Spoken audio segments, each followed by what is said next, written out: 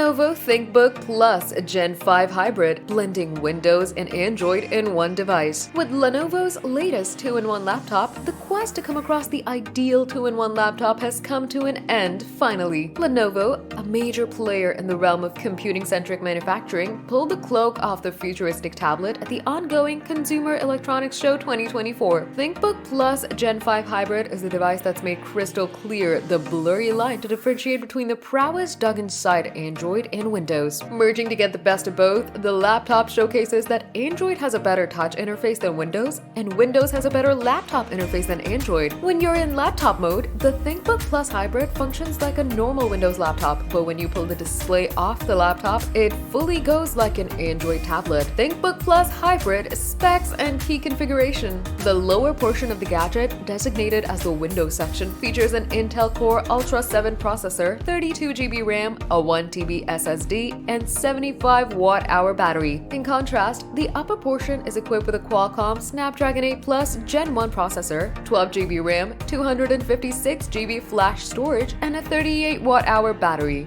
Both sections utilize a common 14-inch 2.8K OLED display. The conversion process it offers is incredibly simple. Without any complicated switches or special procedures, you just have to simply pull on the laptop until it disconnects. It's also anticipated that issues, if any, will be resolved before the laptop officially launches in the second quarter of this year. When the two computers merge into one, there's limited communication between them. For instance, if you're working on an important presentation in Windows mode, you can't simply detach the tablet and continue working on the presentation. Instead, you'll have to manually share or transfer files between the two operating systems. Priced at $1,999 for the base model, the ThinkBook Plus Gen 5 Hybrid is expected to ship in the second quarter of this year.